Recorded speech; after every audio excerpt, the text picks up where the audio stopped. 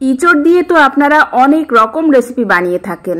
আজকের পর্বে ইঁচড় দিয়ে এমন একটা ইউনিক রেসিপি বানিয়ে দেখাবো যেটা অনেকের কাছেই অজানা। আর এভাবে ইঁচড় রান্না করলে ইঁচড় খেতে যে এত সুস্বাদু হয় আমি নিজেও জানতাম না। আপনারাও বাড়িতে এই সেম পদ্ধতিতে বানালে তবেই বুঝতে পারবেন এই ইঁচড়ের স্বাদ কতটা ইউনিক। চলুন তাহলে আর কথা না বাড়িয়ে এই নতুনত্ব স্টাইলে ইঁচড়ের রেসিপিটা দেখে নেওয়া যাক। প্রথমত রেসিপিটি বানানোর জন্য যে ইঁচড়টা নিতে হবে সেটা যেন বেঁকা না হয়।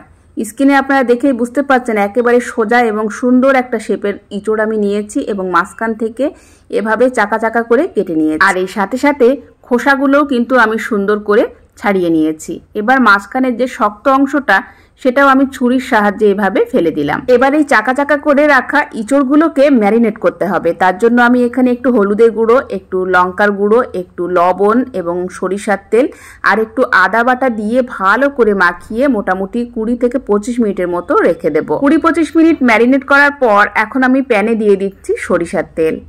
খুব বেশি তেল কিন্তু প্রয়োজন হবে না, খুবই অল্প তেল দিয়ে দিলাম। তেলটাকে ভালো করে গরম করে নিয়ে নিলাম। এবার আমি সেই ম্যারিনেট করা ইঁচড়গুলোকে এক এক করে দিয়ে দিলাম। এই পর্যায়ে লো টু মিডিয়ামে রেখে জাল করতে হবে আর একটু সময় ধরে কিন্তু এগুলো ভেজে নিতে হবে। 1 মিনিটের মতো রেখে এখন আমি এগুলো উল্টে দিলাম। খুব ভালো করে 2 পিঠ তেল লাগিয়ে এখন ঢাকনা দিয়ে লো টু মিডিয়ামে রেখে জাল করে নেব মোটামুটি 2 মিনিটের মতো।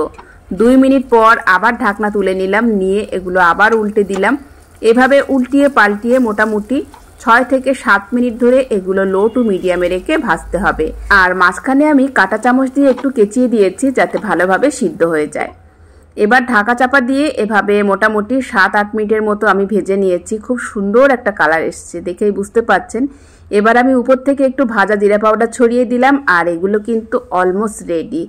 দারুণ হয়েছে কালারটা, আর কালারটা যেমন সুন্দর হয়েছে খেতেও কিন্তু ততটাই সুস্বাদু। গরম গরম ভাতের সাথে আর দেশি ঘি দিয়ে এই ইঁচড় ভাজি খেতে যে কি দারুণ টেস্টি লাগে আপনারা বাড়িতে একবার না বানিয়ে দেখলে বুঝতেই পারবেন না।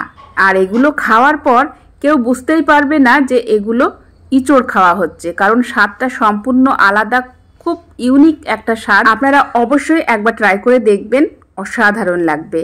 আশা করি এই ইউনিক ইঁচড়ের রেসিপিটি আপনাদের সবার ভালো লেগেছে। ভালো লাগলে প্লিজ একটি লাইক দিতে ভুলবেন না, রেসিপিটি শেয়ার করবেন, চ্যানেলটিকে সাবস্ক্রাইব করে রাখবেন, পেজ থেকে দেখলে পেজটি ফলো করে রাখবেন। আজকের মতো বিদায় নিচ্ছি, ধন্যবাদ।